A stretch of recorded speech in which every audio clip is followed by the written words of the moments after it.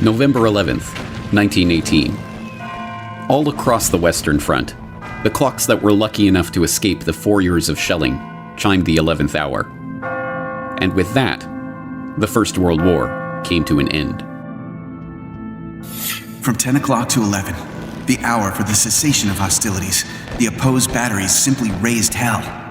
Not even the artillery prelude to our advance in the Argonne had anything on it. To an attempted advance was out of the question.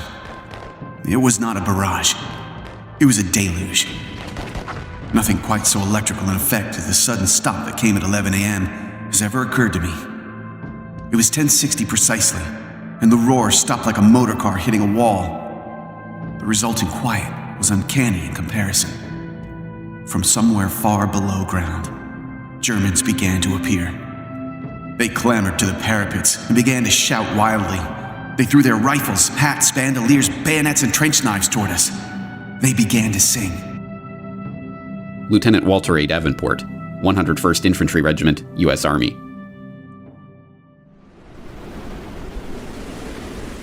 And just like that, it was over. 4 years of the bloodiest carnage the world had ever seen came to a stop as sudden and bewildering as its start. And the world vowed, never again. Each year, we lay the wreath. We hear the last post. We mouth the words, never again, like an incantation. But what does it mean? To answer this question, we have to understand what World War I was. World War I was an explosion. A breaking point in history. In the smoldering shell hole of that great cataclysm lay the industrial era optimism of never-ending progress. Old verities about the glory of war lay strewn around the battlefields of that great war, like a fallen soldier left to die in no man's land. And along with it lay all the broken dreams of a world order that had been blown apart. Whether we know it or not, we here in the 21st century are still living in the crater of that explosion, the victims of a First World War that we are only now beginning to understand. What was World War I about? How did it start? Who won? And what did they win? Now, 100 years after those final shots rang out, these questions still puzzle historians and laymen alike.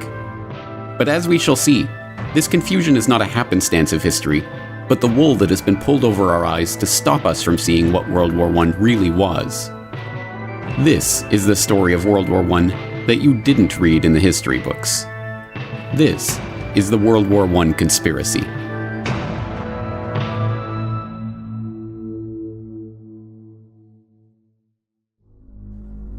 Part 1. To start a war. June 28, 1914. The Archduke Franz Ferdinand, heir to the Austro-Hungarian throne, and his wife Sophie are in Sarajevo for a military inspection. In retrospect, it's a risky provocation, like tossing a match into a powder keg. Serbian nationalism is rising, the Balkans are in a tumult of diplomatic crises and regional wars, and tensions between the Kingdom of Serbia and the Austro-Hungarian Empire are set to spill over. But despite warnings and ill omens, the royal couple's security is extremely lax. They board an open-top sports car and proceed in a 6-car motorcade along a pre-announced route. After an inspection of the military barracks, they head toward the town hall for a scheduled reception by the mayor. The visit is going ahead exactly as planned and precisely on schedule.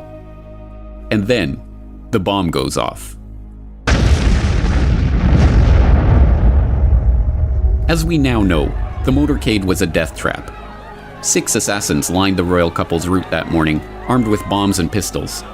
The first 2 failed to act, but the third, Nedeljko Chabrinovic, panicked and threw his bomb into the folded back of the Archduke's convertible. It bounced off onto the street, exploding under the next car in the convoy. Franz Ferdinand and his wife, unscathed, were rushed onto the town hall, passing the other assassins along the route too quickly for them to act. Having narrowly escaped death, the Archduke called off the rest of his scheduled itinerary to visit the wounded from the bombing at the hospital.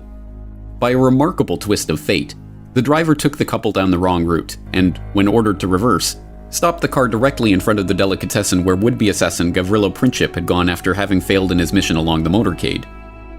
There, 1.5 meters in front of Princip was the Archduke and his wife. He took 2 shots, killing both of them. Yes, even the official history books, the books written and published by the winners, record that the First World War started as the result of a conspiracy. After all, it was, as all freshman history students are taught, the conspiracy to assassinate the Archduke Franz Ferdinand that led to the outbreak of war. That story, the official story of the origins of World War I, is familiar enough by now. In 1914, Europe was an interlocking clockwork of alliances and military mobilization plans that, once set in motion, ticked inevitably toward all-out warfare. The assassination of the Archduke was merely the excuse to set that clockwork in motion, and the resulting July crisis of diplomatic and military escalations led with perfect predictability to continental and, eventually, global war. In this carefully sanitized version of history, World War I starts in Sarajevo on June 28, 1914. But this official history leaves out so much of the real story about the build-up to war that it amounts to a lie. But it does get one thing right. The First World War was the result of a conspiracy. To understand this conspiracy, we must turn not to Sarajevo and the conclave of Serbian nationalists plotting their assassination in the summer of 1914, but to a chilly drawing room in London in the winter of 1891. There, 3 of the most important men of the age, men whose names are but dimly remembered today, are taking the first concrete steps toward forming a secret society that they have been discussing amongst themselves for years. The group that springs from this meeting will go on to leverage the wealth and power of its members to shape the course of history and, 23 years later, will drive the world into the first truly global war. Their plan reads like outlandish historical fiction. They will form a secret organization dedicated to the extension of British rule throughout the world and the ultimate recovery of the United States of America as an integral part of a British empire. The group is to be structured along the lines of a religious brotherhood. The Jesuit order is repeatedly invoked as a model, divided into 2 circles. An inner circle, called the Society of the Elect, who are to direct the activity of the larger outer circle, dubbed the Association of Helpers, who are not to know of the inner circle's existence. British rule and inner circles and secret societies. If presented with this plan today, many would say it was the work of an imaginative comic book writer. But the 3 men who gathered in London that winter afternoon in 1891 were no mere comic book writers. They were among the wealthiest and most influential men in British society, and they had access to the resources and the contacts to make that dream into a reality. Present at the meeting that day, William T. Stead, famed newspaper editor whose Pall Mall Gazette broke ground as a pioneer of tabloid journalism and whose Review of Reviews was enormously influential throughout the English-speaking world. Reginald Brett, later known as Lord Esher, an historian and politician who became friend, confidant, and advisor to Queen Victoria, King Edward VII, and King George V, and who was known as one of the primary powers behind the throne of his era. And Cecil Rhodes, the enormously wealthy diamond magnate whose exploits in South Africa and ambition to transform the African continent would earn him the nickname of Colossus by the satirists of the day. But Rhodes's ambition was no laughing matter. If anyone in the world had the power and ability to form such a group at the time, it was Cecil Rhodes. Richard Grove, historical researcher and author, tragedyandhope.com. Cecil Rhodes also was from Britain. He was educated at Oxford, but he only went to Oxford after he went to South Africa. He had an older brother. He follows him to South Africa. The older brother was working in the diamond mines, and by the time Rhodes gets there, he's got a setup. And his brother says, I'm going to go off and dig in the gold mines. They just found gold. And so he leaves Cecil Rhodes, his younger brother, who's like in his 20s, with this whole diamond mining operation. Rhodes then goes to Oxford, comes back down to South Africa with the help of Lord Rothschild, who had funding efforts behind De Beers and taking advantage of that situation. And from there, they start to use there's no other term than slave labor, which then turns in later to the apartheid policy of South Africa. Well, Rhodes was particularly important because in many ways, at the end of the 19th century, he seriously epitomized where capitalism was, where wealth really lay. Jerry Docherty, World War I scholar and co-author of Hidden History, The Secret Origins of the First World War. Rhodes had the money and he had the contact. He was a great Rothschild man, and his mining wealth was literally uncountable. He wanted to associate himself with Oxford because Oxford gave him the kudos of the university of knowledge, of that kind of power. And in fact, that was centred in a very secretive place called All Souls College. Still, you'll find many references to All Souls College and people behind the curtain and such phrases, power behind thrones. Rhodes was centrally important in actually putting money up in order to begin to gather together like-minded people of great influence. Rhodes was not shy about his ambitions, and his intention to form such a group were known to many. Throughout his short life, Rhodes discussed his intentions openly with many of his associates who, unsurprisingly, happened to be among the most influential figures in British society at that time. More remarkably, this secret society, which was to wield its power behind the throne, was not a secret at all. The New York Times even published an article discussing the founding of the group in the April 9, 1902 edition of the paper, shortly after Rhodes's death. The article, headlined Mr. Rhodes's Ideal of Anglo-Saxon Greatness, and carrying the remarkable subhead, he believed a wealthy secret society should work to secure the world's peace and a British-American federation, summarized this sensational plan by noting that Rhodes's idea for the development of the English-speaking race was the foundation of a society copied, as to organization, from the Jesuits. Noting that his vision involved uniting the United States Assembly and our House of Commons to achieve the peace of the world, the article quotes Rhodes as saying, "The only thing feasible to carry out this idea is a secret society gradually absorbing the wealth of the world." This idea is laid down in black and white in a series of wills that Rhodes wrote throughout his life. Wills that not only laid out his plan to create such a society and provided the funds to do so, but, even more remarkably, were collected in a volume published after his death by co-conspirator William T. Stead. Rhodes also left his great deal of money, not having any children, not having married, dying at a young age, left it in a very well-known last will and testament, of which there were several different editions, naming different benefactors, naming different executors. So in 1902, Cecil Rhodes dies. There's a book published. It contains his last will and testament. The guy who wrote the book, William T. Stead, was in charge of a British publication called the Review of the Reviews. He was part of Rhodes's roundtable group. He at one time was an executor for the will.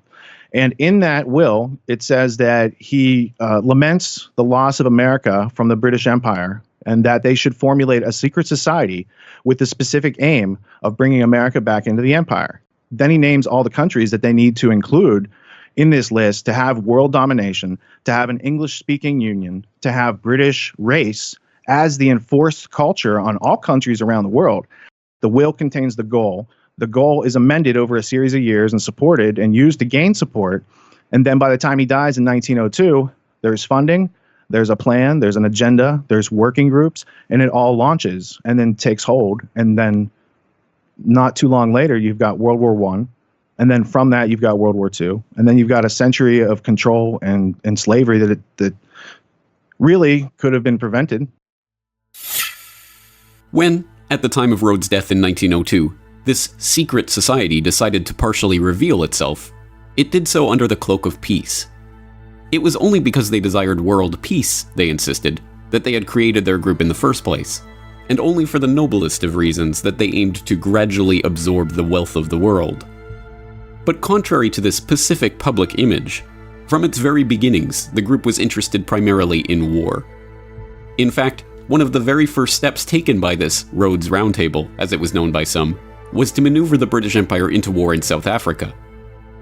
This Boer War of 1899 to 1902 would serve a dual purpose. It would unite the disparate republics and colonies of South Africa into a single unit under British imperial control, and, not incidentally, it would bring the rich gold deposits of the Transvaal Republic into the orbit of the Rothschilds-Rhodes-controlled British South Africa Company. The war was, by the group's own admission, entirely its doing. The point man for the operation was Sir Alfred Milner, a close associate of Rhodes and a member of the secret society's inner circle who was then the governor of the British Cape Colony. Although largely forgotten today, Alfred Milner, later 1st Viscount Milner, was perhaps the most important single figure in Britain at the dawn of the 20th century. From Rhodes's death in 1902, he became the unofficial head of the Round Table Group and directed its operations, leveraging the vast wealth and influence of the group's exclusive membership to his own ends. With Milner, there was no compunction or moral hand-wringing about the methods used to bring about those ends.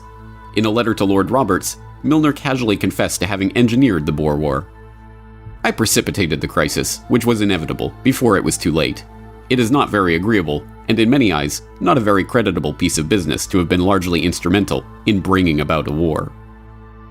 When Rhodes's co-conspirator and fellow secret society inner circle member William Stead objected to war in South Africa, Rhodes told him, "You will support Milner in any measure that he may take short of war. I make no such limitation. I support Milner absolutely without reserve. If he says peace, I say peace. If he says war, I say war. Whatever happens, I say ditto to Milner." The Boer War, involving unimaginable brutality, including the death of 26,000 women and children in the world's first British concentration camps, ended as Rhodes and his associates intended, with the formerly separate pieces of South Africa being united under British control. Perhaps even more importantly from the perspective of the secret society, it left Alfred Milner as High Commissioner of the new South African Civil Service, a position from which he would cultivate a team of bright, young, largely Oxford-educated men who would go on to serve the group and its ends. And from the end of the Boer War onward, those ends increasingly centered around the task of eliminating what Milner and the Round Table perceived as the single greatest threat to the British Empire: Germany. So in the start, it was influence, people who could influence politics, people who had the money to influence statesmen, and the dream of actually crushing Germany. This was the basic mindset of this group as it gathered together. Germany. In 1871, the formerly separate states of modern-day Germany united into a single empire under the rule of Wilhelm I. The consolidation and industrialization of a united Germany had fundamentally changed the balance of power in Europe. By the dawn of the 20th century, the British Empire found itself dealing not with its traditional French enemies or its long-standing Russian rivals for supremacy over Europe, but the upstart German Empire.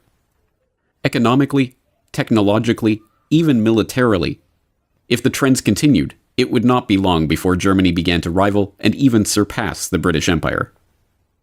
For Alfred Milner and the group he had formed around him out of the old Rhodes Round Table Society, it was obvious what had to be done. To change France and Russia from enemies into friends as a way of isolating and, eventually, crushing Germany. Peter Hoff, author of The Two Edwards, How King Edward VII and Foreign Secretary Sir Edward Grey Fomented the First World War. Yes, well, from the British perspective, Germany, after their unification in 1871, they became very strong very quickly. And this, over time, this worried the British more and more. They began to think that Germany represented a challenge to their world hegemony. And they came slowly but surely, they came to the decision that Germany must be confronted, just as they had come to the same decision with regard to other countries, Spain, Portugal, and especially France. And now Germany. German finished goods were marginally better than those of Britain. They were building ships that were marginally better than those of Britain. And all of this, British leaders slowly came to the decision that Germany needed to be confronted while it was still possible to do so. It might not be possible to do so if they waited too long. And so this is how the decision crystallized. Germany, I think that Britain might possibly have accepted the German ascendance, but they had something that was close at hand. Then that was the Franco-Russian alliance. And they thought if they could hook in with that alliance, then they had the possibility of defeating Germany quickly and without too much trouble. And that is basically what they did. But crafting an alliance with two of Britain's biggest rivals and turning public opinion against one of its dearest continental friends was no mean feat. To do so would require nothing less than for Milner and his group to seize control of the press, the military, and all the diplomatic machinery of the British Empire. And so that's exactly what they did. The first major coup occurred in 1899, while Milner was still in South Africa launching the Boer War.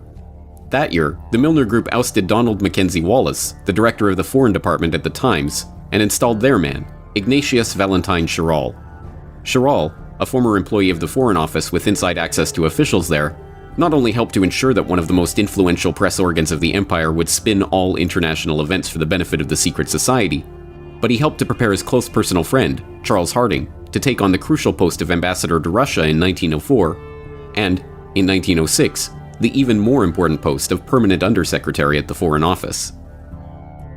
With Harding, Milner's group had a foot in the door at the British Foreign Office. But they needed more than just their foot in that door if they were to bring about their war with Germany. In order to finish the coup, they needed to install one of their own as Foreign Secretary. And, with the appointment of Edward Grey as Foreign Secretary in December of 1905, that's precisely what happened. Sir Edward Grey was a valuable and trusted ally of the Milner Group. He shared their anti-German sentiment and, in his important position of Foreign Secretary, showed no compunction at all about using secret agreements and unacknowledged alliances to further set the stage for war with Germany.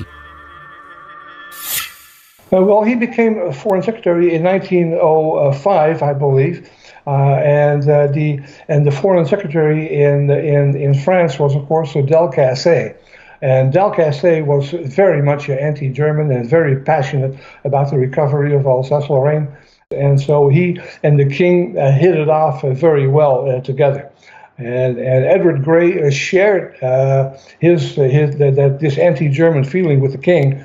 As I explained in my book, how he came to have that attitude about Germany. But in any case, he had the same attitude with the king. They worked very well together.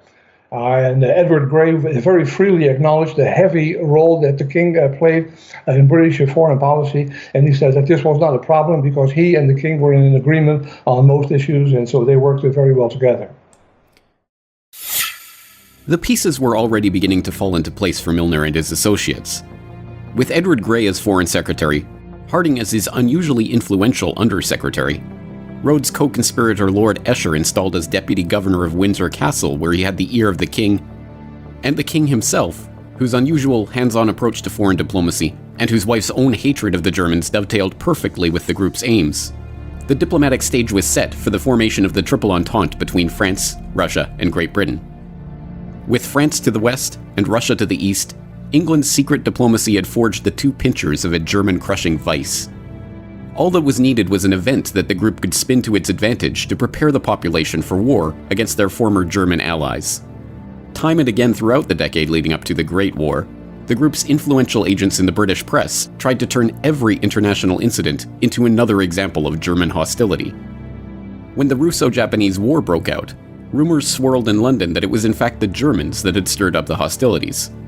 The theory went that Germany, in a bid to ignite conflict between Russia and England, who had recently concluded an alliance with the Japanese, had fanned the flames of war between Russia and Japan. The truth, of course, was almost precisely the opposite.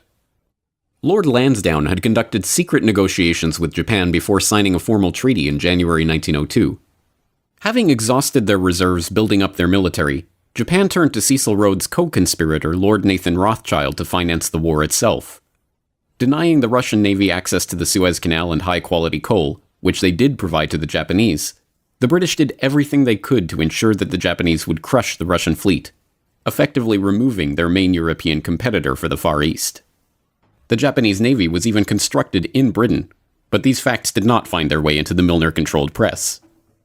When the Russians accidentally fired on British fishing trawlers in the North Sea in 1904, killing 3 fishermen and wounding several more, the British public was outraged.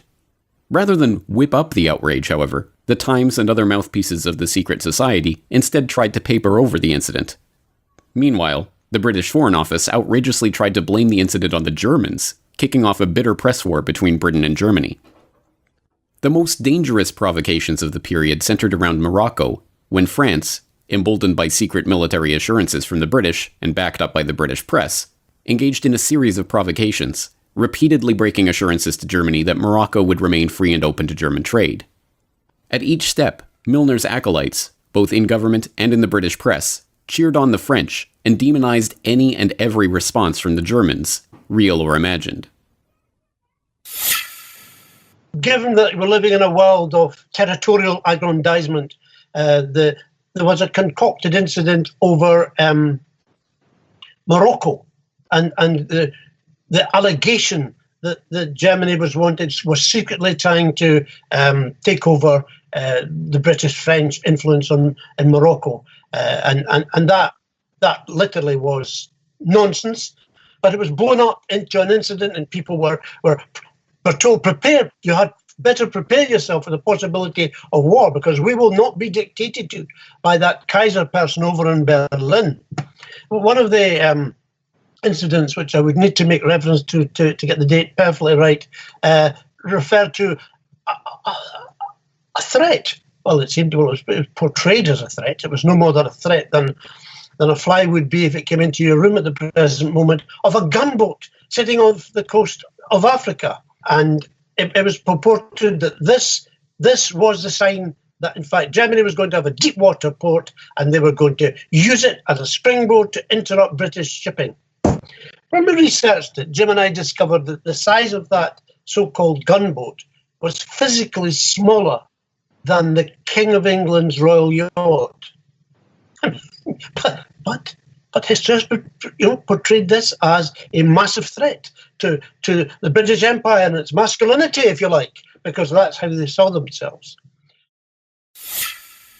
Ultimately, the Moroccan crises passed without warfare because, despite the best efforts of Milner and his associates, cooler heads prevailed. Likewise, the Balkans descended into warfare in the years prior to 1914, but Europe as a whole didn't descend with them. But, as we well know, the members of the Round Table in the British government, in the press, in the military, in finance, in industry, and in other positions of power and influence eventually got their wish. Franz Ferdinand was assassinated, and within a month, the trap of diplomatic alliances and secret military compacts that had been so carefully set was sprung. Europe was at war. In retrospect, the machinations that led to war are a masterclass in how power really operates in society. The military compacts that committed Britain, and ultimately the world, to war had nothing to do with elected parliaments or representative democracy. When Conservative Prime Minister Arthur Balfour resigned in 1905, deft political manipulations ensured that members of the Round Table, including Herbert Henry Asquith, Edward Grey, and Richard Haldane, three men who Liberal leader Henry Campbell Bannerman privately accused of Milner worship, seamlessly slid into key posts in the new Liberal government and carried on the strategy of German encirclement without missing a step. In fact, the details of Britain's military commitments to Russia and France, and even the negotiations themselves, were deliberately kept hidden from members of Parliament and even members of the cabinet who were not part of the secret society. It wasn't until November 1911, a full 6 years into the negotiations, that the cabinet of Prime Minister Herbert Henry Asquith started to learn the details of these agreements that had been repeatedly and officially denied in the press and in Parliament.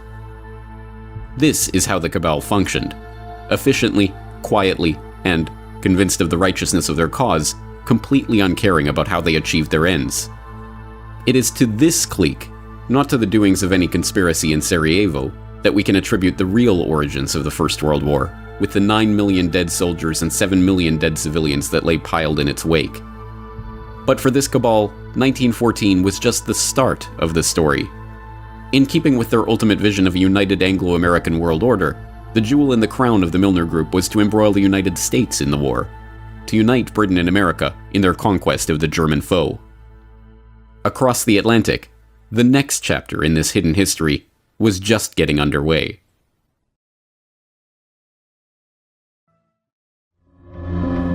Part 2. The American Front.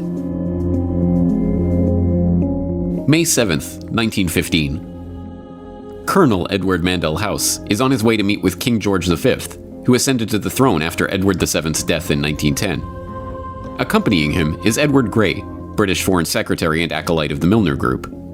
The two speak of the probability of an ocean liner being sunk, and House informs Grey that, if this were done, a flame of indignation would sweep across America, which would in itself probably carry us into the war. An hour later, at Buckingham Palace, King George V inquires about an even more specific event. We fell to talking, strangely enough, of the probability of Germany sinking a transatlantic liner. He said, suppose they should sink the Lusitania with American passengers on board. And, by a remarkable coincidence, at 2 o'clock that afternoon, just hours after these conversations took place, that is precisely what happened.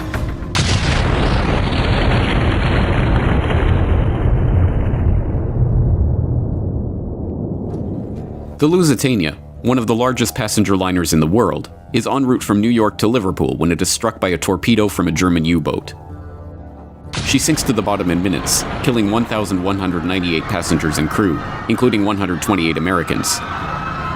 The disaster, portrayed as a brazen, unexpected attack on an innocent passenger liner, helps to shift public opinion about the war in the US. To the average American, the war suddenly doesn't feel like a strictly European concern. Every aspect of the story was, as we now know, a deception. The Lusitania was not an innocent passenger liner, but an armed merchant cruiser officially listed by the British Admiralty as an auxiliary warship. It was outfitted with extra armor, designed to carry 12 6-inch guns, and equipped with shell racks for holding ammunition. On its transatlantic voyage, the ship was carrying war material, specifically more than 4 million .303 rifle bullets and tons of munitions, including shells, powder, fuses, and gun cotton, in unrefrigerated cargo holds that were dubiously marked cheese, butter, and oysters. This secret manifest was officially denied by the British government for generation after generation, but in 2014, a full 99 years after the event, internal government documents were finally released in which the government admitted the deception. And, most remarkably of all, by Edward Mandell House's own account, both Edward Grey and King George V himself were discussing the sinking of the Lusitania just hours before the event took place. It's a story that provides a window into the secret society's years-long campaign to draw the United States into World War I. But in order to understand this story, we have to meet Edward Mandell House and the other Milner Group co-conspirators in America. Strange as it might seem, there were no shortage of such co-conspirators in the US. Some, like the members of the influential Pilgrim Society, founded in 1902 for the encouragement of Anglo-American good fellowship, shared Rhodes's vision of a united Anglo-American world empire. Others were simply lured by the promise of money. But whatever their motivation, those sympathetic to the cause of the Round Table included some of the wealthiest and most powerful people in the United States at the time. Many of these figures were to be found at the heart of Wall Street, in the banking and financial institutions revolving around J.P. Morgan and Company. John Pierpont Morgan, or Pierpont as he preferred to be called, was the nucleus of turn-of-the-century America's banking sector. Getting his start in London in 1857 at his father's merchant banking firm, the young Pierpont returned to New York in 1858 and embarked on one of the most remarkable careers in the history of the world. Making his money financing the American robber barons of the late 19th century, from Vanderbilt's railroads to Adolph Simon Ochs's purchase of the New York Times to the buyout of Carnegie Steel, Morgan amassed a financial empire that, by the 1890s, wielded more power than the United States Treasury itself. He teamed up with his close allies, the House of Rothschild, to bail out the US government during a gold shortage in 1895 and ease the Panic of 1907, which he helped to precipitate by locking 120 of the country's most prestigious bankers in his library and forcing them to reach a deal on a $25 million loan to keep the banking system afloat. As we saw in Century of Enslavement, the history of the Federal Reserve, Morgan and his associates were only too happy to use the banking crises they helped to create to galvanize public opinion toward the creation of a central bank.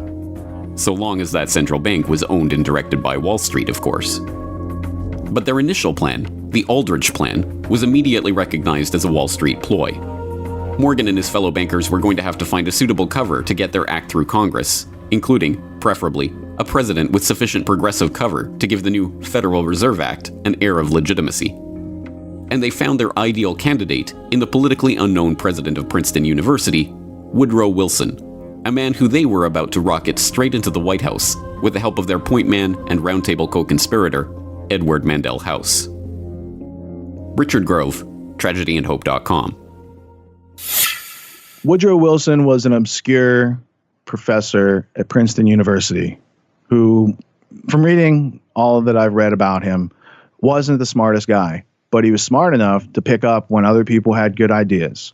And then he bumps into this guy named Colonel House. Now, Colonel House He grew up in Beaumont, Texas, and Colonel House's dad was like a Rhett Butler type of smuggler, privateer, pirate during the Confederate War with the Union. So Colonel House, first off, he's not a colonel. It's just like a title he gave himself to make him seem more than he was. But he did come from a politically connected family in the South that were doing business with the British during the Civil War. So Colonel House, in the early 1900s, makes Woodrow Wilson his protege. And Colonel House himself is being puppeted by a few people in the layers of the Anglo-American establishment above him. And so we are left with the public persona of Woodrow Wilson, and here he is, and he's got this, this whole new Federal Reserve system that's going to come in during his administration, which was also kind of a precursor to getting America into the war. Because it changed our financial dependency from being self-reliant and printing our own debt-free money to being indentured to international bankers who charge us as they print money out of thin air and charge future generations for it. The election of Woodrow Wilson once again shows how power operates behind the scenes to subvert the popular vote and the will of the public. Knowing that the stuffy and politically unknown Wilson would have little chance of being elected over the more popular and affable William Howard Taft, Morgan and his banking allies bankrolled Teddy Roosevelt on a third-party ticket to split the Republican vote. The strategy worked, and the banker's real choice, Woodrow Wilson, came to power with just 42% of the popular vote. With Wilson in office and Colonel House directing his actions, Morgan and his conspirators got their wish. 1913 saw the passage of both the Federal Income Tax and the Federal Reserve Act, thus consolidating Wall Street's control over the economy. World War I, brewing in Europe just 8 months after the creation of the Federal Reserve, was to be the first full test of that power. But difficult as it had been for the Round Table to coax the British Empire out of its splendid isolation from the continent and into the web of alliances that precipitated the war, it would be that much harder for their American fellow travelers to coax the United States out of its own isolationist stance. Although the Spanish-American War had seen the advent of American imperialism, the thought of the US getting involved in that European war was still far from the minds of the average American.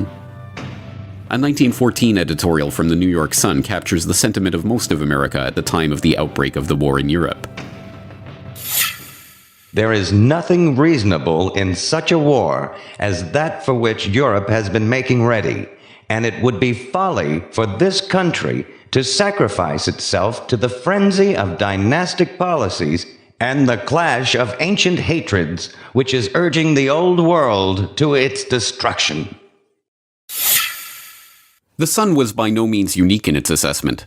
A vote taken among 367 newspapers throughout the United States in November of 1914 found just 105 pro-Ally and 20 pro-German papers, with the vast majority, 242 of them, remaining firmly neutral and recommending that Uncle Sam stay out of the conflict. Once again, just as they did in Britain, the cabal was going to have to leverage its control of the press and key governmental positions to begin to shape public perception and instill pro-war sentiment. And once again, the full resources of these motivated co-conspirators were brought to bear on the task. One of the first shells in this barrage of propaganda to penetrate the American consciousness was the rape of Belgium, a catalogue of scarcely believable atrocities allegedly committed by the German forces in their invasion and occupation of Belgium at the start of the war. In a manner that was to become the norm in 20th century propaganda, the stories had a kernel of truth. There is no doubt that there were atrocities committed and civilians murdered by German forces in Belgium, but the propaganda that was spun from those kernels of truth was so over the top in its attempts to portray the Germans as inhuman brutes that it serves as a perfect example of war propaganda. The American population at that time had a lot of German people in it. 30 to 50% of the population had relations back to Germany. So there had to be this very clever propaganda campaign. It's known today as babies on bayonets. So if you have no interest in World War I, but you think it's interesting to study propaganda so you don't get fooled again, then type it into your favorite search engine, babies on bayonets, World War I. You'll see hundreds of different posters where the Germans are bayoneting babies, and it brings about emotions, and it doesn't give you the details of anything, and emotions drive wars. Not facts. Facts are left out and deleted all the time in order to create wars. So I think that putting facts back in might help prevent wars. But I do know that they like to drive people on emotion. The babies on bayonets, getting America into World War I, that's a key part of it. Children who had their hands chopped off, nuns that were raped, shocking things, genuinely shocking things. The Canadian officer who was nailed to a St Andrew's cross on a church door and left there to bleed to death. These were the great myths peddled in order to defame and bring down the whole image of any justification for German action and try and influence America into war. Jerry Docherty, co-author of Hidden History, The Secret Origins of the First World War. That's not to say that there weren't atrocities on both sides. War is an atrocious event, and there are always victims, absolutely. And I offer no justification for it. But the lies, the unnecessary abuse of propaganda, even when in Britain they decided that they would put together the definitive volume of evidence to present it to the world, the person they asked to do this just so happened to have been former British ambassador to the United States and a man called Bryce, who was very well liked in the States. And his evidence was published and put forward, and there were screeds of stories after stories. But then later it was discovered that, in fact, the people who took the evidence hadn't been allowed to speak to any of the Belgians directly, that in fact what they were doing is they were listening to a middleman or agents who had supposedly taken these stories, and when one of the official committee said, well, hold on, can I speak to to someone directly? No, he resigned. He wouldn't allow his name to be put forward with and that's the extent to which, this is false history. It's not even acceptable to call it fake news. It's just disgusting. The campaign had its intended effect. Horrified by the stories emerging from Belgium, stories picked up and amplified by the members of the Round Table in the British press, including the influential Times and the lurid Daily Mail, run by Milner ally Lord Northcliffe, American public opinion began to shift away from viewing the war as a European squabble about an assassinated Archduke, and toward viewing the war as a struggle against the evil Germans and their sins against civilization. The culmination of this propaganda campaign was the release of the report of the Committee on Alleged German Outrages, better known as the Bryce Report, compiled for His Britannic Majesty's government and presided over by Viscount James Bryce, who, not coincidentally, was the former British ambassador to America and a personal friend of Woodrow Wilson. The report was a sham, based on 1,200 depositions collected by examiners who had no authority to administer an oath. The committee, which was not allowed to speak to a single witness itself, was tasked merely with sifting through this material and deciding what should be included in the final report. Unsurprisingly, the very real atrocities that the Germans had committed in Belgium, the burning of Louvain, Andenne, and Dinant, for example, were overshadowed by the sensationalist and completely unverifiable stories of babies on bayonets and other acts of villainy. The report itself, concluding that the Germans had systematically and premeditatedly broken the rules and usages of war, was published on May 12, 1915, just 5 days after the sinking of the Lusitania. Directly between these two events, on May 9, 1915, Colonel House, the man who Wilson called his second personality and his independent self, wrote a telegram which the president dutifully read to his cabinet and was picked up by newspapers across the country. America has come to the parting of the ways, when she must determine whether she stands for civilized or uncivilized warfare. We can no longer remain neutral spectators. Our action in this crisis will determine the part we play when peace is made, and how far we may influence a settlement for the lasting good of humanity. We are being weighed in the balance, and our position amongst nations is being assessed by mankind. But despite this all-out propaganda assault, the American public was still largely against entering the war. It was in this context that the same group of Wall Street financiers who had maneuvered Wilson into the White House presided over the 1916 presidential election, one that the country knew would decisively conclude America's neutrality in the war, or its decision to send forces to engage in European combat for the first time in history. The bankers left nothing to chance. Wilson, who would predictably follow House's lead on all matters, including war, was still their preferred candidate. But his competitor, Charles Evan Hughes, was no less of a Wall Street man. Hughes's roots were as a Wall Street lawyer. His firm represented the New York, Westchester, and Boston Railroad Company for J.P. Morgan and Company, and the Baptist Bible class that he led boasted many wealthy and influential members, including John D. Rockefeller Jr. The affable Hughes was stiff competition for the wooden and charmless Wilson, but such was the importance of American neutrality that "He kept us out of war" actually became the central slogan of the campaign that saw Wilson return to the White House. And then, of course, came the famous election of 1916. Wilson wasn't popular, but Wilson simply, he had no kind of public persona which warmed people. On the contrary, he was a cold fish. He had dubious links with several of those who were powerful in Wall Street. But his propaganda for re-election was, he kept us out of war. Here was a man, vote for Wilson, he kept us out of war. An inherent promise that he would continue to keep America out of war. And in fact, of course, within months, America was thrown into the war by its own government.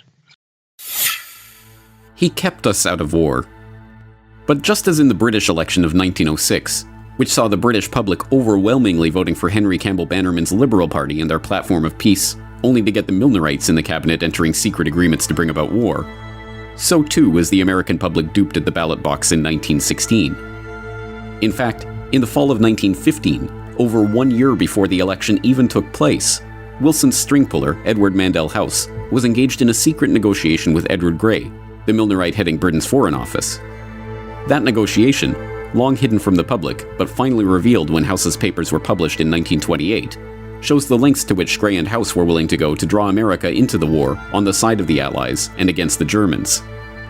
On October 17, 1915, House drafted a letter to Grey which he called one of the most important letters I ever wrote. Before sending it, he split it into 2 separate coded messages to ensure it would not be readable if it were intercepted. In it, he laid out a plan to steer the US into war with Germany under the false pretense of a peace conference. Dear Sir Edward, in my opinion, it would be a worldwide calamity if the war should continue to a point where the Allies could not, with the aid of the United States, bring about a peace along the lines you and I have so often discussed. It is in my mind that, after conferring with your government, I should proceed to Berlin and tell them that it was the President's purpose to intervene and stop this destructive war. Provided the weight of the United States thrown on the side that accepted our proposal could do it. I would not let Berlin know, of course, of any understanding had with the Allies, but would rather lead them to think our proposal would be rejected by the Allies. This might induce Berlin to accept the proposal, but if they do not do so, it would nevertheless be the purpose to intervene. Perhaps realizing the gravity of what was being proposed, Woodrow Wilson, the man who would later be elected for his ability to keep America out of war, merely added the word "probably" to House's assurance that America would join the war. The negotiations for this plan continued throughout the fall of 1915 and winter of 1916. In the end, the British government balked at the proposal because the thought that the Germans might actually accept peace, even a peace of disarmament brokered by the US, was not enough. They wanted to crush Germany completely, and nothing less than total defeat would be sufficient. Another pretense would have to be manufactured to embroil the US in the war. When, on the morning of May 7, 1915, House assured Grey and King George that the sinking of the Lusitania would cause a flame of indignation to sweep across America, he was correct. When he said it would probably carry us into war, he was mistaken. But in the end, it was the naval issue that eventually became the pretext for America's entry into war. The history books of the period, following the familiar pattern of downplaying Allied provocations and focusing only on the German reactions, highlight the German policy of unrestricted submarine warfare which led to the downing of the Lusitania. The practice, which called for German U-boats to attack merchant ships on sight, was in contravention of the international rules of the sea at the time and was widely abhorred as barbaric. But the policy was not instituted out of any insane bloodlust on the part of the Kaiser. It was in response to Britain's own policy of breaking international rules of the sea. At the outbreak of war in 1914, the British had used their position of naval superiority to begin a blockade of Germany. That campaign, described as one of the largest and most complex undertakings attempted by either side during the First World War, involved the declaration of the whole of the North Sea as a war zone. As a so-called distant blockade, involving the indiscriminate mining of an entire region of the high seas, the practice was in direct violation of the Declaration of Paris of 1856. The indiscriminate nature of the blockade, declaring the most basic of supplies like cotton and even food itself to be contraband, was a violation of the Declaration of London of 1909. More to the point, as an attempt to starve an entire country into submission, it was a crime against humanity. Eventually reduced to a starvation diet of 1,000 calories per day, tuberculosis, rickets, edema, and other maladies began to prey at those Germans who did not succumb to hunger. By the end of the war, the National Health Office in Berlin calculated that 763,000 people had died as a direct result of the blockade. Perversely, the blockade did not end with the war. In fact, with Germany's Baltic coast now effectively added to the blockade, the starvation actually continued and even intensified into 1919. Faced with protestations from the Austrian ambassador about the illegality of the British blockade, Colonel House, now America's de facto president, merely observed, "He forgets to add that England is not exercising her power in an objectionable way, for it is controlled by a democracy." This double standard was not the exception, but the rule when it came to those in America's East Coast establishment who were hungry to see the US join the Allies on the battlefields of Europe. As historian and author Ralph Ryko explained in a 1983 lecture, it was these double standards that led directly to America's entry into the war. The Wilson administration now takes the position which will ultimately lead to war. The German government is to be held strictly accountable for the death of any Americans on the high seas, regardless of circumstances. The Germans say, well, let's see if we can live with this, as long as you're willing to put pressure on the British to have them modify their violations of international law. That is, they're placing food on the list of contraband materials, which had never been done before. The British, as you know, take your merchant ships off the high seas on the way to Rotterdam, because they say anything that goes to Rotterdam is going to go to Germany. So they take American ships off the high seas. The British have put cotton on the list of contraband, confiscating these materials. They interfere with letters going to the continent because they think there's military intelligence possibly involved. The British are imposing in many ways on Americans. So if you hold them responsible, we'll behave ourselves as far as submarines go. This was not to be the case. And the attitude of the Americans towards British violations of neutral rights were quite different. One reason is that the American ambassador to London, Walter Hines Page, was an extreme Anglophile. One time, for instance, he gets a message from the State Department saying, tell the British they have to stop interfering with American mail shipments to neutral ports. And the American ambassador goes to the British Foreign Minister, Edward Grey, and says, look at the message I've just got from Washington. Let's get together and try to answer this. This was his attitude. The British were never held to the same standard as the Germans. At home, Theodore Roosevelt, who in previous years had been a great friend of the Kaisers and a great admirer of Germany, now says we have to get into this war right away. Besides that, there's a campaign for preparedness, for building up the American Army, the American Navy, drilling American citizens in combat techniques. There's a kind of hysteria, really, that travels over the country, considering that there's, at this time, certainly, no chance of some kind of immediate threat to the United States. And people like Roosevelt and Wilson begin talking in a very unfortunate way. Wilson says, for instance, in America, we have too many hyphenated Americans. Of course, he meant German Americans, Irish Americans. And these people are not totally loyal to our country. Already scapegoats are being looked for, and public opinion is being roused. In January, this diplomatic negotiation, the exchange of memos goes on for the next few years. In January of 1917, the Americans, not having been able to budge the British in the least on any British violation of American rights, the British blockade intensifying, the Germans really feeling hunger in a very literal sense, especially the people on the home front. the Kaiser is persuaded by his admirals and generals to begin unrestricted submarine warfare around the British Isles. The American position by this time had solidified, had become a totally rigid one, and when all is said and done, when you go through all of the back and forth memoranda and notes and principles established, the United States went to war against Germany in 1917 for the right of Americans to travel in armed, belligerent merchant ships carrying munitions through war zones. Wilson's position was that even in that case, the Germans simply had no right to attack the ship, as long as there are Americans on the ship. Shall I repeat that? Armed, belligerent, that is to say English, armed English merchant ships carrying munitions could not be fired upon by the Germans as long as there were American citizens on board. And it was for the right of Americans to go into the war zone on such vessels that we finally went to war.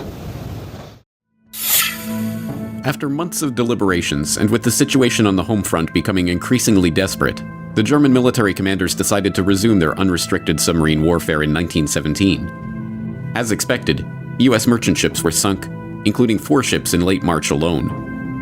On April 2, 1917, Woodrow Wilson made his historic speech calling for Congress to declare war on Germany and commit U.S. troops to European battlefields for the first time. The speech, made over 100 years ago by and for a world that has long since passed away, still resonates with us today.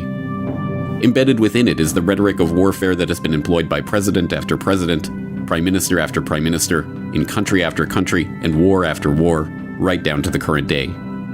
From it comes many of the phrases that we still recognize today as the language of lofty ideals and noble causes that always accompany the most bloody and ignoble wars. With a profound sense of the solemn and even tragical character of the step I am taking, and of the grave responsibilities which it involves, but in unhesitating obedience to what I deem my constitutional duty, I advise that the Congress declare the recent course of the Imperial German government to be, in fact, nothing less than war against the government and people of the United States. The world must be made safe for democracy. Its peace must be planted upon the tested foundations of political liberty. We have no selfish ends to serve. We desire no conquest, no dominion. We seek no indemnities for ourselves, no material compensation for the sacrifices we shall freely make. We are but one of the champions of the rights of mankind. We shall be satisfied when those rights have been made as secure as the faith and the freedom of nations can make them. 4 days later, on April 6, 1917, the U.S. Congress issued a formal declaration of war against the Imperial German government. Inside the White House, President Woodrow Wilson conferred with advisors and signed the proclamation of war against Germany. Everywhere there was cheering and waving of flags. Hindsight or cynicism might make us smile at the thought that this war was sometimes called the Great Adventure. Never again would we see our entry into a major conflict excite so many to such heights of elation. Naive? Probably. But here was a generation of young men not yet saturated by the paralyzing variety of self-analysis and the mock sciences. They believed. Over there, send the word over there, that the Yanks are coming, the drums coming everywhere, so prepare, say a All along the Western Front, the Allies rejoiced. The Yanks were coming. House, the Milner Group, the Pilgrims, the Wall Street financiers, and all of those who had worked so diligently for so many years to bring Uncle Sam into war had got their wish. And before the war was over, millions more casualties would pile up. Carnage the likes of which the world had never seen before had been fully unleashed. The trenches and the shelling, the no man's land and the rivers of blood, the starvation and the destruction, the carving up of empires, and the eradication of an entire generation of young men. Why? What was it all for? What did it accomplish? What was the point? To this day, over 100 years later, we still look back on the horrors of that Great War with confusion. For so long we have been told non-answers about incompetent generals and ignorant politicians. It's the senselessness of war that teachers of this fraudulent and partial history have told us with a shrug. But, now that the players who worked to set the stage for this carnage have been unmasked, these questions can finally be answered.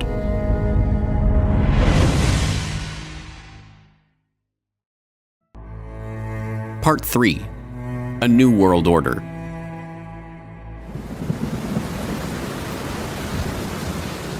February 21st, 1916. A week of rain, wind, and heavy fog along the Western Front finally breaks, and for a moment there is silence in the hills north of Verdun.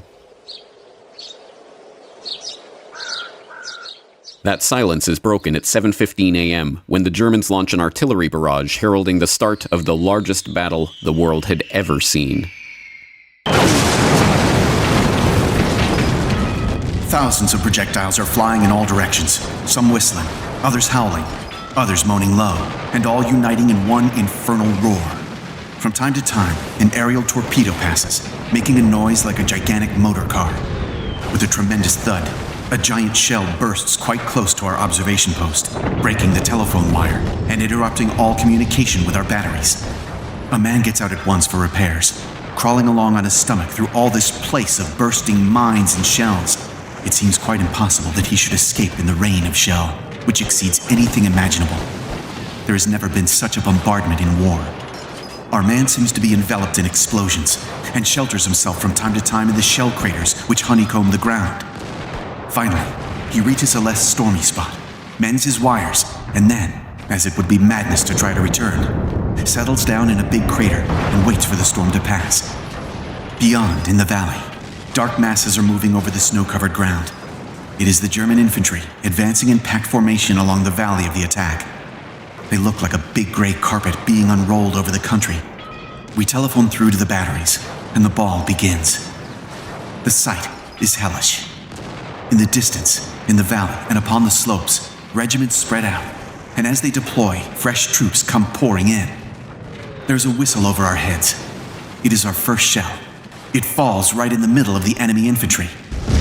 We telephone through, telling our batteries of their hit, and a deluge of heavy shells is poured on the enemy. Their position becomes critical. Through glasses, we can see men maddened, men covered with earth and blood, falling one upon the other. When the first wave of the assault is decimated, the ground is dotted with heaps of corpses. But the second wave is already pressing on.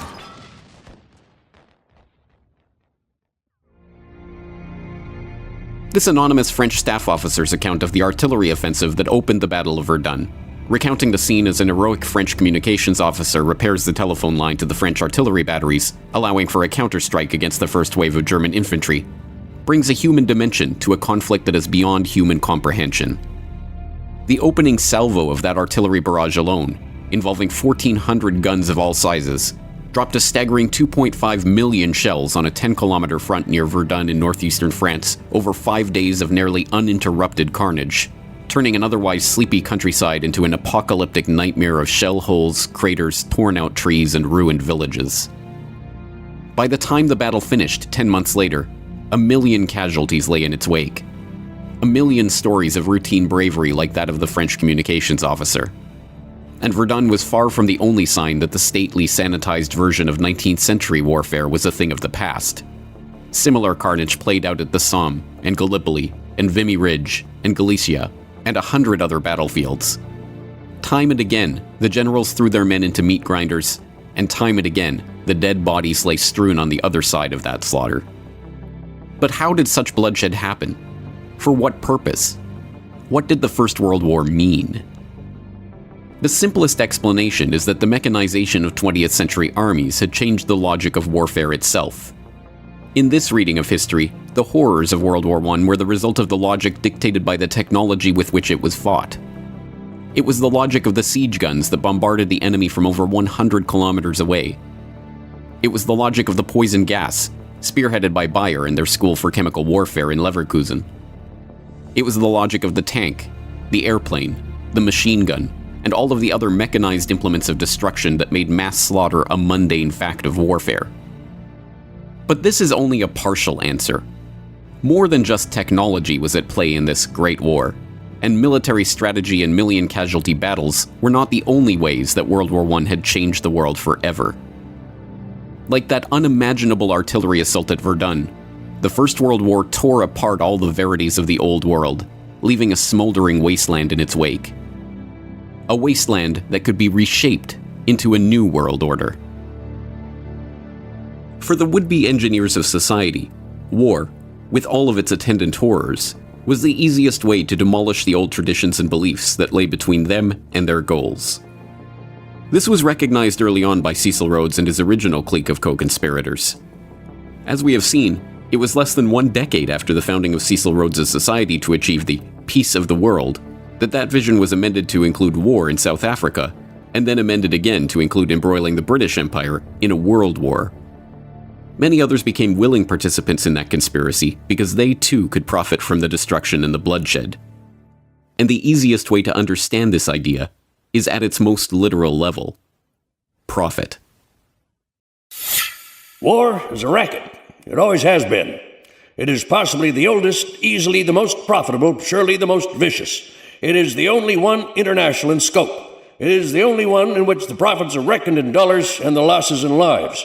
A racket is best described, I believe, as something that is not what it seems to be to the majority of the people. Only a small inside group knows what it is about. It is conducted for the benefit of the very few at the expense of the very many. Out of war, a few people make huge fortunes. In the World War, a mere handful garnered the profits of the conflict. At least 21,000 new millionaires and billionaires were made in the United States during the World War. That many admitted their huge blood gains on their income tax returns. How many other war millionaires falsified their tax returns? No one knows. How many of these war millionaires shouldered a rifle? How many of them dug a trench? How many of them knew what it meant to go hungry in a rat-infested dugout? How many of them spent sleepless, frightened nights ducking shells and shrapnel and machine gun bullets? How many of them parried a bayonet thrust or an enemy? How many of them were wounded, were killed in battle? As the most decorated Marine in the history of the United States at the time of his death, Smedley Butler knew of what he spoke.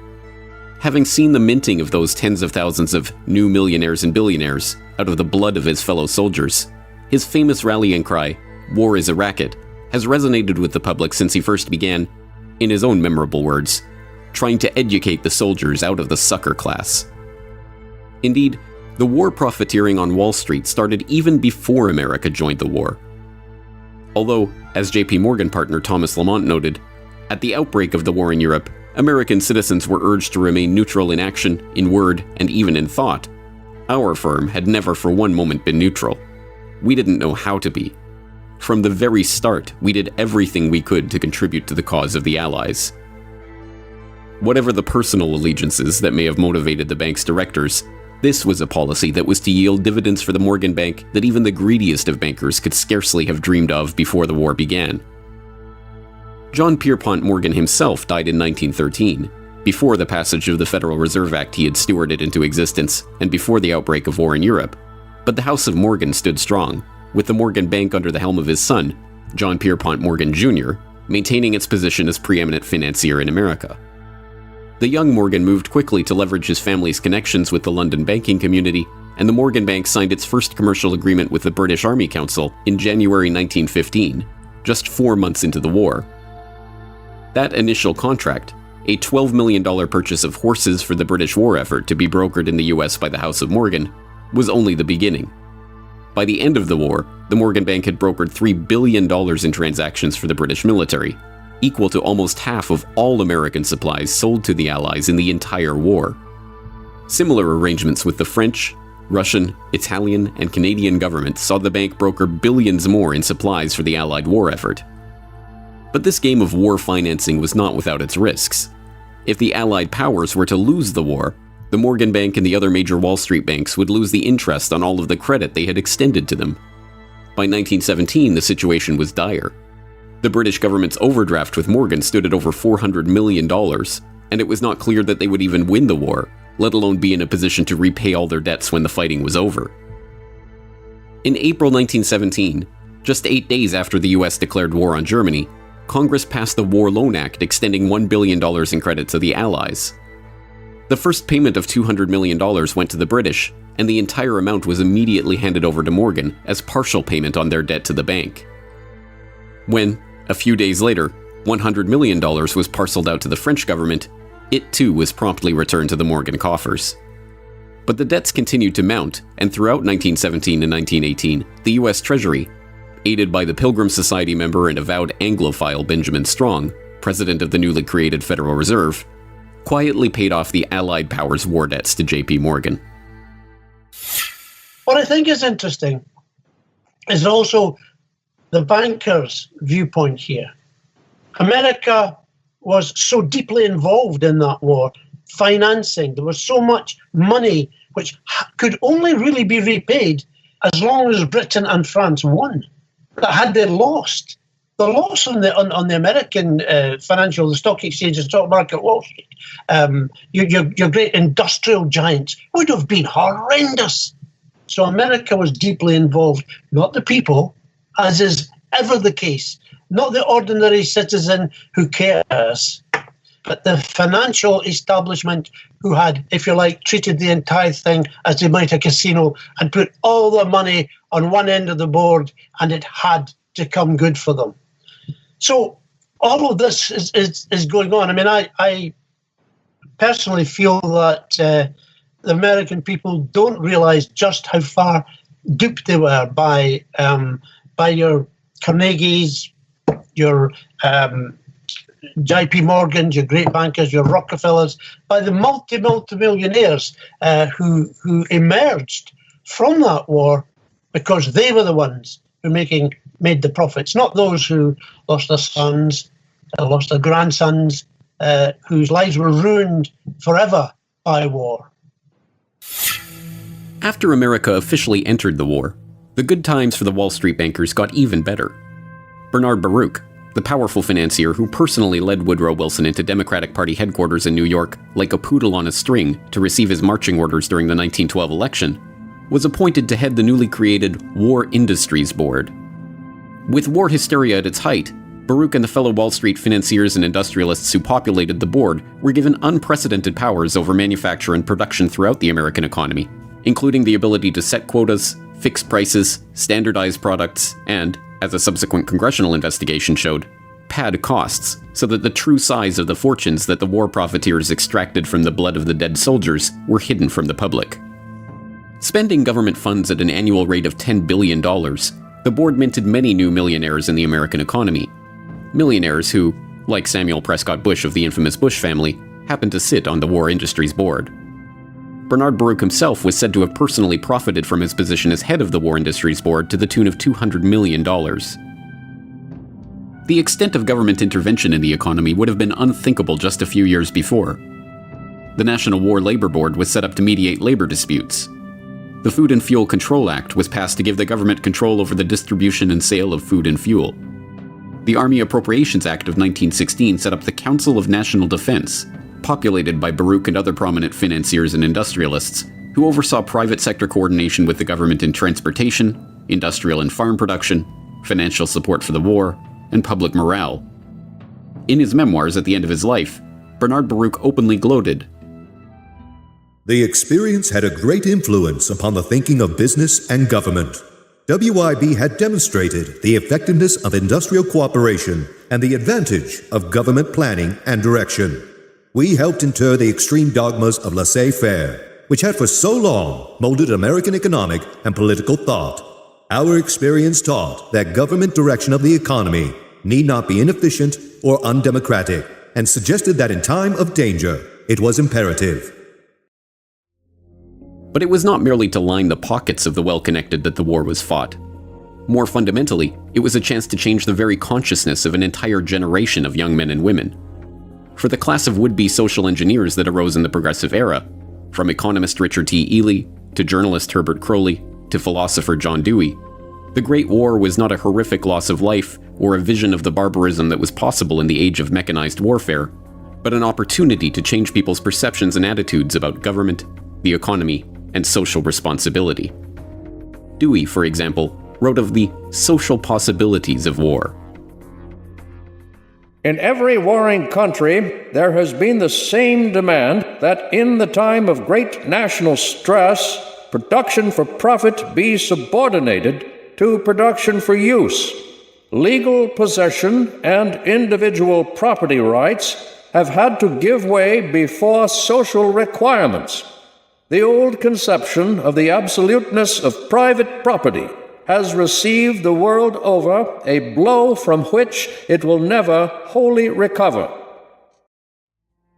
All countries on all sides of the world conflict responded in the same way, by maximizing their control over the economy, over manufacturing and industry, over infrastructure, and even over the minds of their own citizens. Germany had its Kriegssozialismus, or war socialism, which placed control of the entire German nation, including its economy, its newspapers, and, through conscription, its people, under the strict control of the army. In Russia, the Bolsheviks used this German war socialism as a basis for their organization of the nascent Soviet Union. In Canada, the government rushed to nationalize railways, outlaw alcohol, institute official censorship of newspapers, levy conscription, and, infamously, introduce a personal income tax as a temporary wartime measure that continues to this day. The British government soon recognized that control of the economy was not enough. The war at home meant control of information itself. At the outbreak of war, they set up the War Propaganda Bureau at Wellington House. The Bureau's initial purpose was to persuade America to enter the war, but that mandate soon expanded to shape and mold public opinion in favor of the war effort and of the government itself. On September 2, 1914, the head of the War Propaganda Bureau invited 25 of Britain's most influential authors to a top-secret meeting.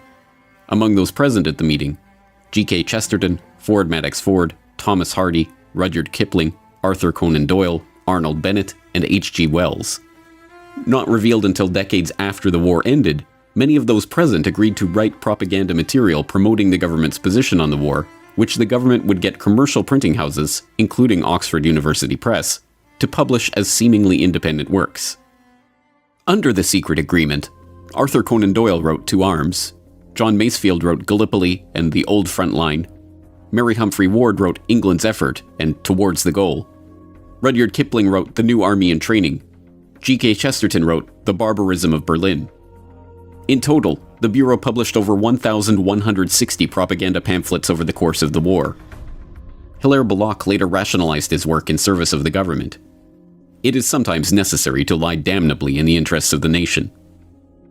War correspondent William Beach Thomas was not so successful in the battle against his own conscience. I was thoroughly and deeply ashamed of what I'd written for the good reason that it was untrue. The vulgarity of enormous headlines and the enormity of one's own name did not lessen the shame. But the Bureau's efforts were not confined to the literary world. Film, visual art, recruitment posters, no medium for swaying the hearts and minds of the public was overlooked. By 1918, the government's efforts to shape perception of the war, now officially centralized under a Minister of Information, Lord Beaverbrook, was the most finely tuned purveyor of propaganda the world had yet seen. Even foreign propaganda, like the infamous Uncle Sam that went beyond a recruitment poster to become a staple of American government iconography, was based on a British propaganda poster featuring Lord Kitchener. Control of the economy. Control of populations. Control of territory. Control of information. World War I was a boon for all of those who wanted to consolidate control of the many in the hands of the few. This was the vision that united all those participants in the conspiracies that led to the war itself. Beyond Cecil Rhodes and his secret society, there was a broader vision of global control for the would-be rulers of society who were seeking what tyrants had lusted after since the dawn of civilization: control of the world. World War I was merely the first salvo in this clique's attempts to create not a reordering of this society or that economy, but a new world order. What World War I allowed these globalists, these Anglophiles, these people who wanted the English-speaking union to reign over the whole world, what it allowed them to do was militarize American thinking. And what I mean by that is there was a whistleblower called Norman Dodd. He was the head researcher for the Reese Committee that looked into how nonprofit foundations were influencing American education away from freedom. And what they found was the Carnegie Institute for International Peace was seeking to understand how to make America a wartime economy, how to take the state apparatus over, how to change the education to get people to continually consume, how to have arms production ramp up. And then once this happened in World War I, if you look at what happened in the 1920s, you've got people like Major General Smedley Butler, who is using the U.S. military to advance corporate interests in Central and South America and doing some very caustic things to the indigenous people, insofar as these were not American policies really before the Spanish-American War in 1898, meaning that going and taking foreign military action was not part of the diplomatic strategy of America prior to our engagement with the British Empire in the late 1800s and as it ramped up after Cecil Rhodes's death. So what these people gained was the foothold for world government, from which they could get, through globalism, what they called a new world order. The creation of this New World Order was no mere parlor game. It meant a complete redrawing of the map, the collapse of empires and monarchies, the transformation of the political, social, and economic life of entire swaths of the globe. Much of this change was to take place in Paris in 1919 as the victors divvied up the spoils of war. But some of it, like the fall of the Romanovs and the rise of the Bolsheviks in Russia, was to take place during the war itself. In hindsight, the fall of the Russian Empire in the midst of the First World War seems inevitable. Unrest had been in the air since Russia's defeat by the Japanese in 1905, and the ferocity of the fighting on the Eastern Front, coupled with the economic hardship, which hit Russia's overcrowded, overworked urban poor particularly hard, made the country ripe for revolt. That revolt happened during the so-called February Revolution, when Tsar Nicholas was swept from power and a provisional government installed in his place. But that provisional government, which continued to prosecute the war at the behest of its French and British allies, was competing for control of the country with the Petrograd Soviet, a rival power structure set up by the socialists in the Russian capital. The struggle for control between the two bodies led to riots, protests, and ultimately, battles in the street. Russia in the spring of 1917 was a powder keg waiting to explode. And in April of that year, two matches, one called Vladimir Lenin and one called Leon Trotsky, were thrown directly into that powder keg by both sides of the Great War. Vladimir Lenin, a Russian communist revolutionary who had been living in political exile in Switzerland, saw in the February Revolution his chance to push through a Marxist revolution in his homeland.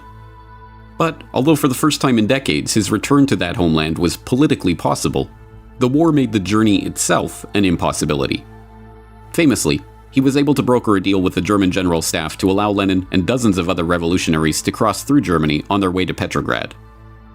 Germany's reasoning in permitting the infamous sealed train ride of Lenin and his compatriots is, as a matter of war strategy, straightforward. If a band of revolutionaries could get back to Russia and bog down the provisional government, then the German army, fighting that government, would benefit. If the revolutionaries actually came to power and took Russia out of the war altogether, so much the better.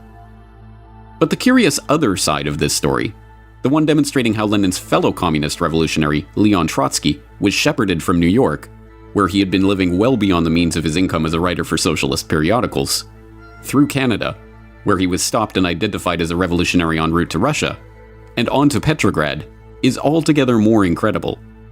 And, unsurprisingly, that story is mostly avoided by historians of the First World War.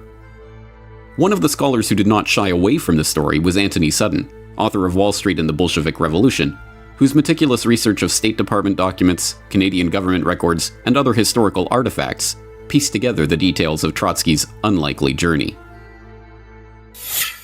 Trotsky was in New York. He had no income. I summed his income for the year he was in New York. It was about $600. Yet he lived in an apartment. He had a chauffeured limousine. He had a refrigerator, which was very rare in those days. He left New York and went to Canada on his way to the revolution. He had $10,000 in gold on him. He didn't earn more than $600 in New York. He was financed out of New York. There's no question about that. The British took him off the ship in Halifax, Canada. I got the Canadian archives. They knew who he was. They knew who Trotsky was. They knew he was going to start a revolution in Russia. Instructions from London came to put Trotsky back on the boat with his party and allow them to go forward. So there is no question that Woodrow Wilson, who issued the passport for Trotsky, and the New York financiers who financed Trotsky, and the British Foreign Office allowed Trotsky to perform his part in the revolution. After succeeding in pushing through the Bolshevik Revolution in November of 1917, one of Trotsky's first acts in his new position as People's Commissar for Foreign Affairs was to publish the secret treaties and understandings that Russia had signed with France and Britain. These documents revealed the secret negotiations in which the Entente powers had agreed to carve up the colonial world after the war. The stash of documents included agreements on the partition of Asiatic Turkey, creating the modern Middle East out of the remnants of the Ottoman Empire, the treaty with Italy, promising conquered territory to the Italian government in exchange for their military aid in the campaign against Austria-Hungary, a treaty redrawing the frontiers of Germany, promising France its long-held wish of reacquiring Alsace-Lorraine and recognizing Russia's complete liberty in establishing her western frontiers, diplomatic documents relating to Japan's own territorial aspirations, and a host of other treaties, agreements, and negotiations. One of these agreements, the Sykes-Picot Agreement between Britain and France, which was signed in May 1916, has grown in infamy over the decades. The agreement divided modern-day Turkey, Jordan, Iraq, Syria, and Lebanon among the Triple Entente, and although the revelation of the agreement caused much embarrassment for the British and the French and forced them to publicly back away from the Sykes-Picot map, served as the basis for some of the arbitrary lines on the map of the modern-day Middle East, including the border between Syria and Iraq. In recent years, ISIS has claimed that part of their mission is to put the final nail in the coffin of the Sykes-Picot conspiracy. Other territorial conspiracies, like the Balfour Declaration, signed by Arthur Balfour, then acting as Foreign Secretary for the British government, and addressed to Lord Walter Rothschild, one of the co-conspirators in Cecil Rhodes' original secret society, are less well known today. The Balfour Declaration also played an important role in shaping the modern world by announcing British support for the establishment of a Jewish homeland in Palestine, which was not under British mandate at the time. Even less well known is that the document did not originate from Balfour, but from Lord Rothschild himself, and was sent to fellow Round Table conspirator Alfred Milner for revision before being delivered. So this was he's known as Lord Walter Rothschild, and professionally he's a zoologist. He inherits a lot of wealth in a very high status family. He pursues his art and his science and his scientific theories and research. But he has zoological museums, and he's collecting specimens. And he's famously the Rothschild that's riding the giant tortoise and leading him around with a piece of lettuce on his stick, and there's a piece of lettuce hanging out of the tortoise's mouth. And I've always used that. Here's the metaphor for the bankers. Like, they're leading people around with stimulus response. This tortoise can't ask questions. It can't question its obedience. So that's Lord Walter Rothschild. Why is he important? Well, he and his family are some of the early financiers and backers of Cecil Rhodes and promoters of his last will and testament. And in the question of America being brought back into the British Empire, there are newspaper articles. There's one in 1902 where Lord Rothschild is saying, this would be a good thing to have America back in the British Empire. He's also the Lord Rothschild to whom the Balfour Declaration is addressed.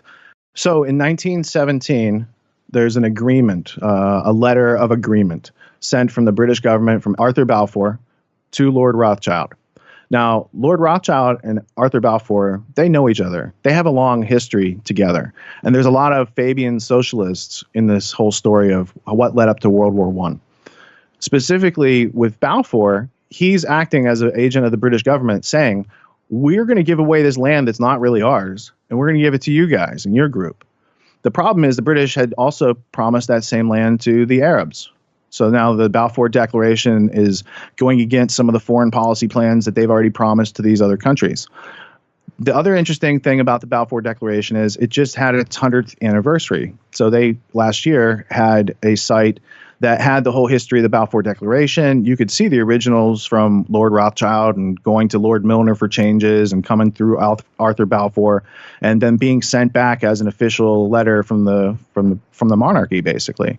So that's interesting, but there's also interviews where the current Lord Rothschild, Lord Jacob Rothschild, comments on his ancestors' history and how they brought about the Jewish state in 1947-48 because of the Balfour Declaration. So there's a lot of history to unpack there, but most people, again, they're not aware of the document, let alone the very interesting history behind it, let alone what that really means in the bigger story.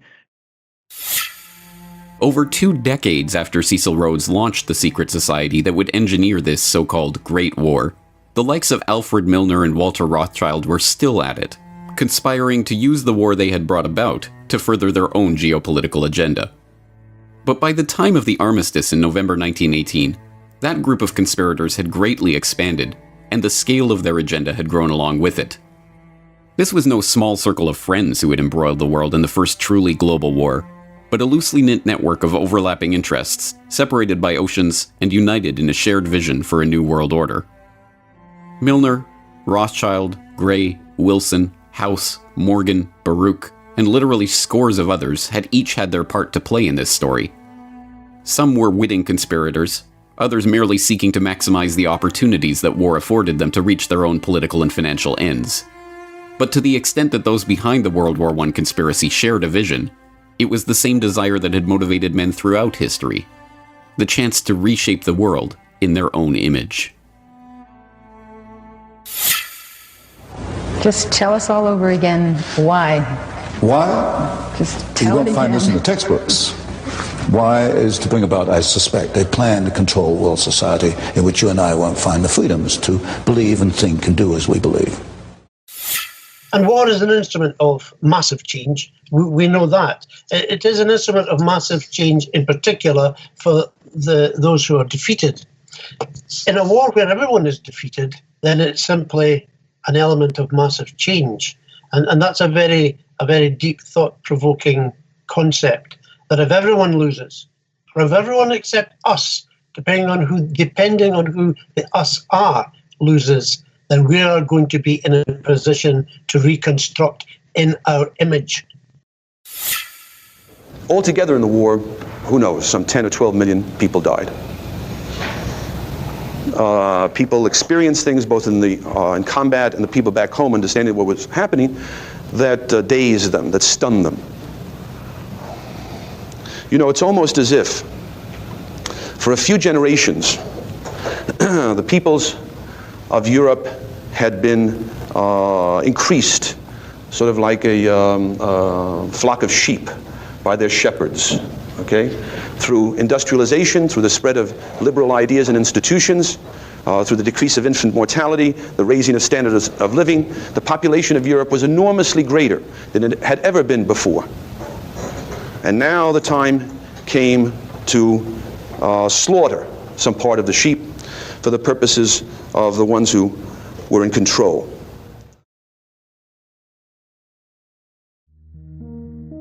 For the ones in control, World War I had been the birth pangs of a new world order. And now, the midwives of this monstrosity slouched towards Paris to take part in its delivery. The end of the beginning.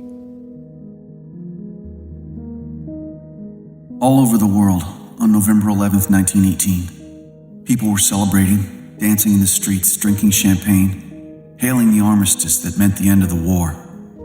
But at the front, there was no celebration. Many soldiers believed the armistice only a temporary measure and that the war would soon go on.